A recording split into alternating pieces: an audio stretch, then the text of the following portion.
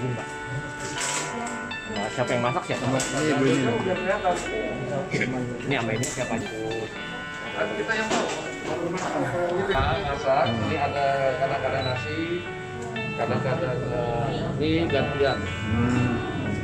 Masyarakat sekitar yang terlibat. Dibagikannya door to door ya Bang? Ya, jadi Satgas Kelurahan nanti akan ambil, dibagikan door to door sesuai data yang memerlukan. Dalam satu hari bisa masak berapa banyak? Iya, kita 11 titik targetnya satu hari 2000. Jadi 20 ya 22.000 bungkus yang akan kita sebarkan memang di wilayah DKI yang masyarakatnya berdomisili di seputaran posko masak.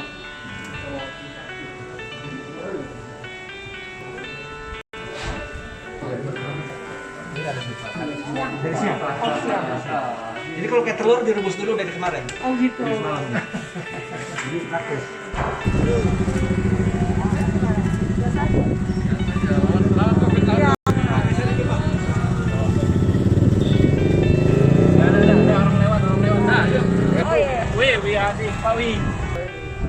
Ya, supaya kelihatan persatuan dari kesatuan. Temannya nampak. Gitu. Yuk. Foto dulu apa di bawah spanduk? Ya, boleh. Dari sana kirinya. Yuk. Hah? Ya. Nah, gitu.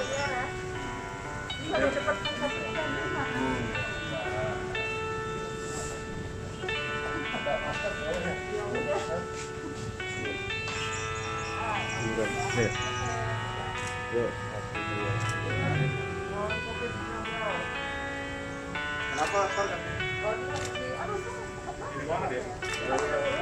Ya udah nggak apa-apa.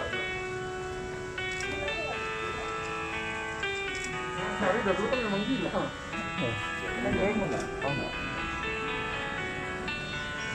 Nanti TV parlemen di share loh, ini paling penting susu di sini nih justru. Kenapa? Sebenarnya ada ini. Kami menunggu mereka datang baru di parlemen. Pak Indra mana? Sepasang utama juga ini. Oh iya. Biasa dia dedikasinya. Nggak banyak bicara kan.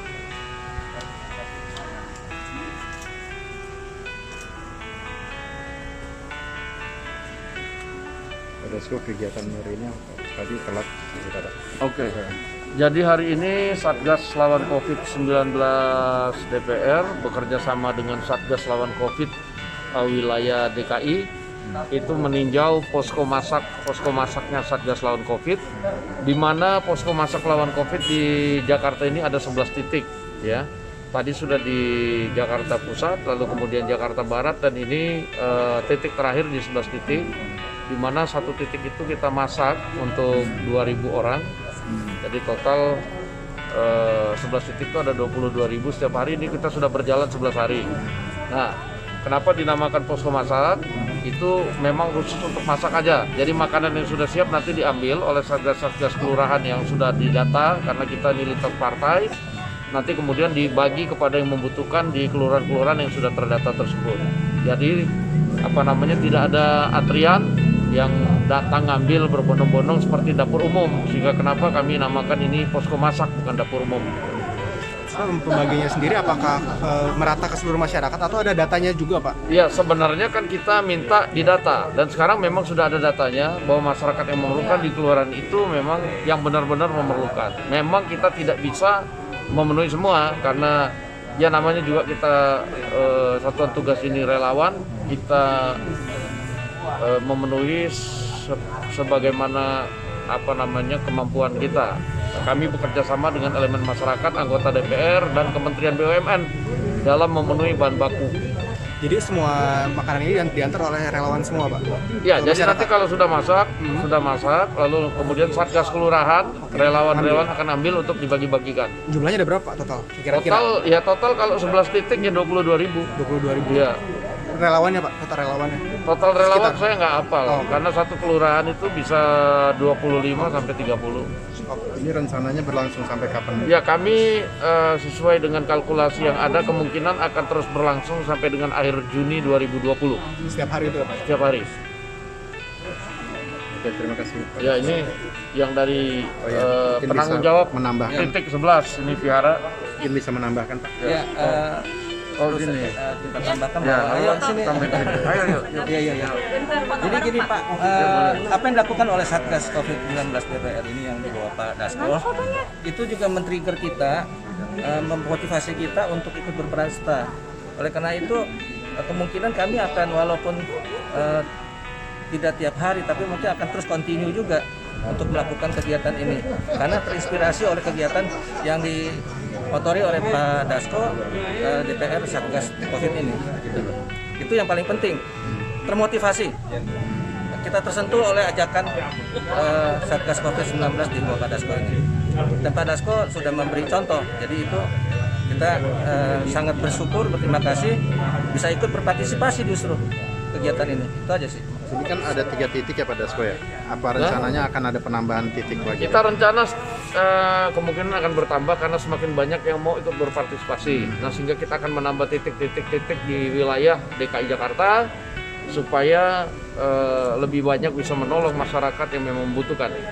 Pak Dasko, satu lagi dong, ini kan menarik Pak Dasko, Satgas ini menggandeng Vihara. Apa pesan yang disampaikan Pak? Ya, kita bukan cuma menggandeng Vihara. Sebentar lagi kita ada gereja, ada masjid-masjid. Ini semangat persatuan dan kesatuan dalam melawan COVID-19 ini harus kita tumbuhkan bersama. Jadi poskonya nanti akan bertambah lagi gitu Pak? Insya Allah akan bertambah. Tadi juga ada DPRD DKI juga ya Pak Ya, Dasko ya? DPRD DKI itu kan Satgas lawan COVID wilayah DKI. Mereka yang secara operasional bertanggung jawab atas titik-titik yang kemudian kita buka di wilayah DKI. Terima kasih Pak Dasko. Baik, terima kasih.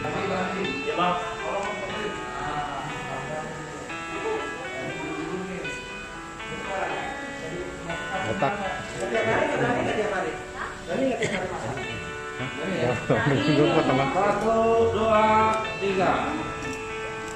Tangannya.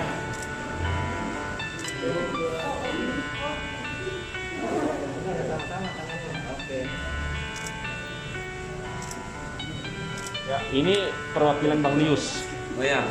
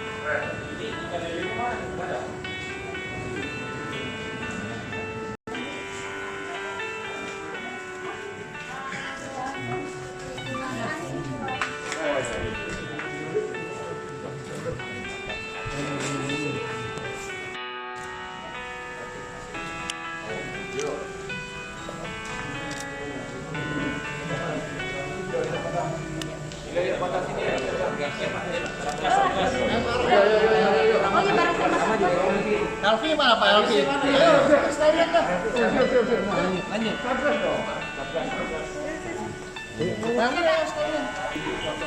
Gimana? Oke, kita berangkat. Ya, sama Vihara lawan COVID. Semangat.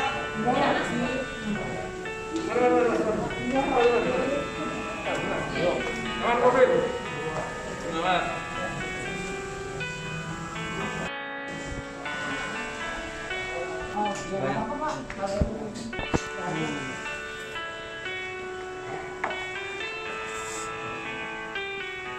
Ya yoga.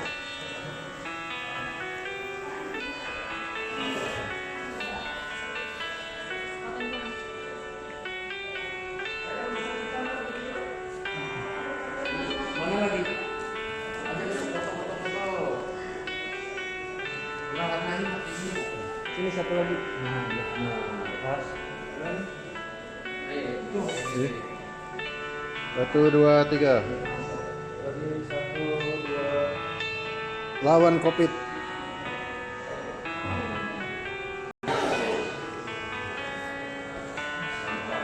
Kalau ini untuk kebaktian. Oh ya. Secara bahkan secara agama ada. Ya. Banyak ayat nanti. Ya.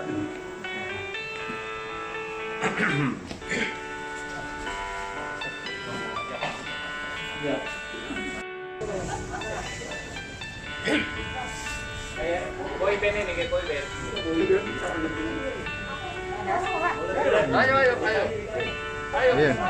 Wah, DPRD DKI.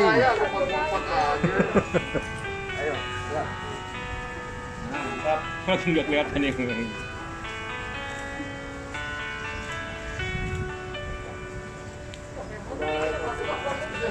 Masuk. ya, Pak, bisa jelaskan Pak, ini kegiatan apa sore ini yang dilakukan oleh Satgas Covid? Iya, Satgas lawan COVID-19 pada hari ini melakukan kunjungan ke posko masak Satgas lawan COVID-19. Hari ini sudah kegiatan yang ke-11 hari. Di DKI Jakarta kita sudah bikin 11 titik posko Satgas lawan COVID, posko masak. Nah, posko ini tugasnya memasak, lalu kemudian nanti ada Satgas-Satgas kelurahan, karena Satgas lawan COVID ini adalah lintas partai. Mereka sudah melakukan pendataan selama 11 hari ini, sudah mendistribusikan kepada yang membutuhkan di kelurahan-kelurahan.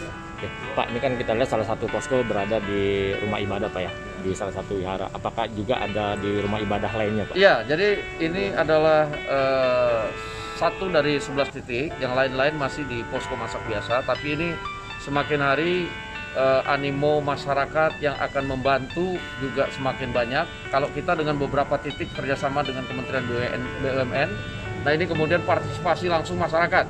Mereka minta kerjasama dengan Satgas lawan COVID. Kami menurunkan personil untuk memantau dan mengkoordinasikan posko-posko masak. Insya Allah dalam beberapa hari ini ada juga masjid, gereja, dan sekolah-sekolah yang akan dioptimalkan untuk menjadi posko masak. Oke Pak, setiap posko itu bisa mampu menyediakan makanan untuk Sampai sekarang ini berlangsung setiap posko 2.000 per hari. 2.000 per hari tiap posko. Iya. Sampai kapan Pak posko ini akan Kita berdiri? rencana dalam programnya adalah kita jadwalkan sampai dengan akhir bulan Juni. Ya, terima kasih Pak. Iya.